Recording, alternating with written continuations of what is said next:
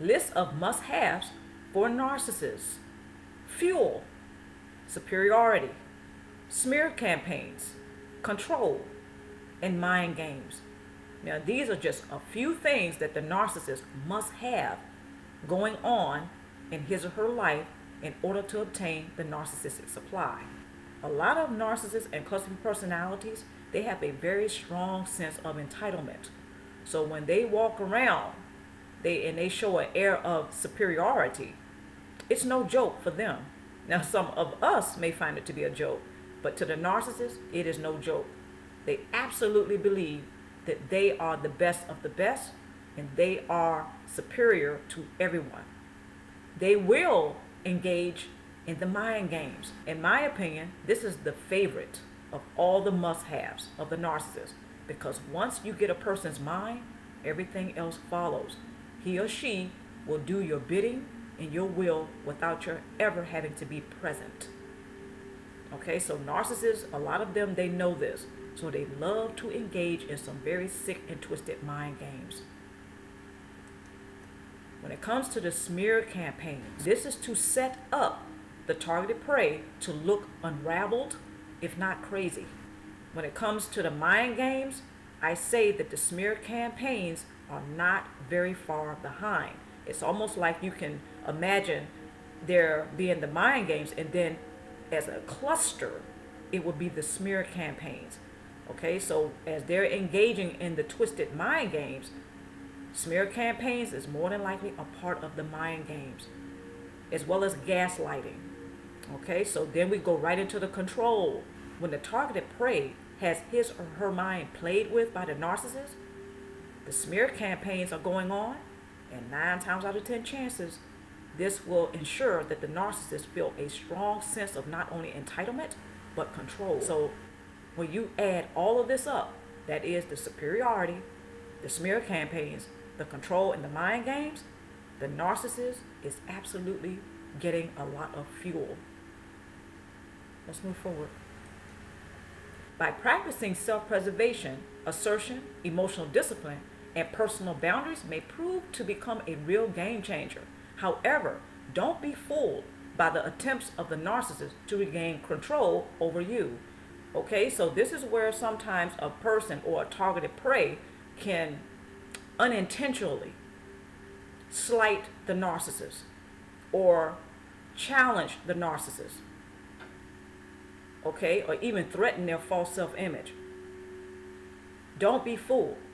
The narcissist may try to regain control over the person at this time.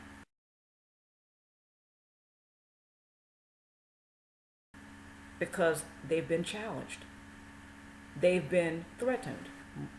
Very often, this is when the narcissist will claim narcissistic injury. Then the narcissistic rage usually follows.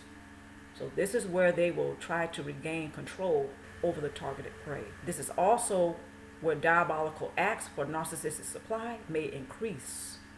So as they are expressing narcissistic rage, the diabolical acts for narcissistic supply more than likely will follow.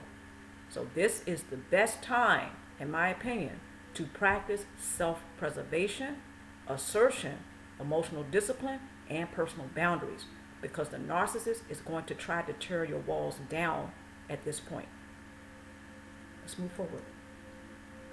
The narcissist has a beast of a false self-image to preserve by all means necessary, of which he or she is loyal to no end.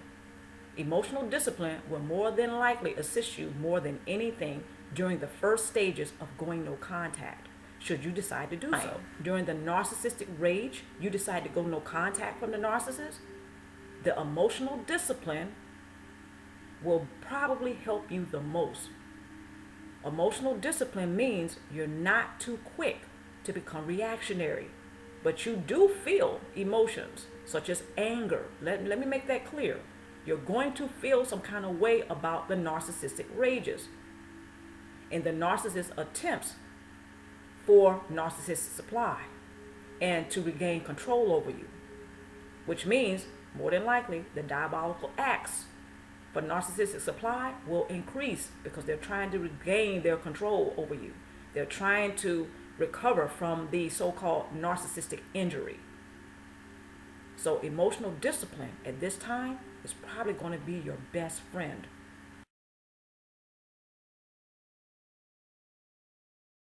Your mind is a gateway to your spiritual consciousness. Narcissists and or cluster B personality types are notorious for playing mind games. Once he or she has mastered gaslighting you, it is more than likely going to weigh your spirits down. A person's overall well-being is compromised if exposed for long periods of time to the narcissist's shenanigans for narcissistic supply. Next point. Narcissists and cluster B personality types who follow a particular religion often use religious doctrine that they may not necessarily follow themselves to aid him or her in obtaining fuel, control, narcissistic supply, a strong sense of entitlement, and a self-righteousness within their dysfunctional relationships. Next point. If the narcissist and or cluster B personality types become successful in repeatedly imposing his or her religious beliefs onto others who also provide them narcissistic supply, spiritual or religious abuse can occur. As a result, the victim can suffer psychological trauma. Next point. Since the gateway to your spiritual conscious is your mind, it is important to take steps to restore your sense of self while regaining your personal power after narcissistic abuse. Possible trauma bonding, soul ties, and toxic ties can also cause enmeshment to occur within a dysfunctional relationship with a narcissist or cluster B personality type. See, it's very often that when a person is in a dysfunctional relationship with a narcissist or cluster B personality for a long period of time, enmeshment can occur, meaning the person may have an identity crisis, especially if they had the narcissist and cluster B personality in their lives since childhood. Toxic ties and trauma bonding are some of the few reasons why some people who have had a long-term relationship with a narcissist and cluster B personality, they still experience enmeshment. They experience an identity crisis even after the relationship is over. When a person has a gateway, right, this means that this is a way into their life, their mind, their spirit, their energy body. The narcissist and cluster B personality, they like to play mind games. So when they're breaking a person down psychologically, the other thing that's going on is that they are finding his or her gateway to their spiritual consciousness. Once the cluster B personality and or narcissist continues to play with the mind of the targeted prey, then more than likely he or she can bound him or her spiritually. This is where the spiritual abuse or religious abuse can occur.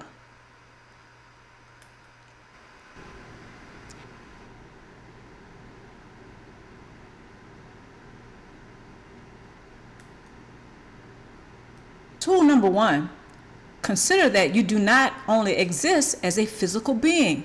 It is easy to forget that one is a spiritual and physical being due to the distraction that one might be experiencing while involved with a narcissist or cluster B personality types. Or cluster B personality types. So when a person is facing almost daily the shenanigans of a narcissist, the shenanigans by a narcissist, the diabolical tactics that the narcissist may be engaging in order to obtain narcissistic supply, this more than likely will weigh on them spiritually. In the previous slide, you just saw an example about having nightmares, having dreams about the narcissist. When a person is interacting with the narcissist and cluster B personality for a long period of time, then it's not surprising that more than likely, even after going no contact, he or she will have flashbacks, nightmares, and dreams about the narcissist, because we're looking at unresolved traumatic experiences and issues that pertain to the narcissist. So when a person is distracted by all of the shenanigans They're distracted by all their overall experience with the narcissist and cluster personality. It is no wonder that spiritually, or their spiritual consciousness is also going to be weighed. Okay, it's going to be weighed down by all that. So now we're talking about the dreams. We're talking about the flashbacks. We're talking about thinking about him or her repeatedly. I did a video about why you keep thinking about the narcissist or cluster personality. This ties right into that. Due to energy transference, spending a long period of time with the narcissist and cluster personality, again, the narcissist is weighing heavily on the mind and the spiritual consciousness of the targeted prey. Tool number 2, build and work your support base. By choosing to express what you have experienced during the dysfunctional relationship with a narcissist and a cluster personality, one can let go of what is toxic to him or her. Changing the mind can help bring about a different reality. So it takes just changing the mind, then the actions of that person will also follow. The narcissist and cluster personality, this is often why they don't like people to critically think about what's going on, because once they change their mind, then their actions more than likely will change. And then that leads them right into naturally practicing self-preservation, regaining their personal power by practicing assertion and personal boundaries, as well as emotional discipline. So as a person is working their support base, they're choosing to express what they have experienced. And as a person is doing that, once again, this is going to help them thrive forward, heal, and also regain their personal power. Next tool, embrace and practice your personal power by realizing how powerful your mind is. The mind is the gateway to your spiritual consciousness. The narcissist knows that once he or she can enslave you mentally, they can possibly obtain narcissistic supply for a lifetime. And not only that, once the narcissist has a person's mind, more than likely they can have them in spiritual captivity.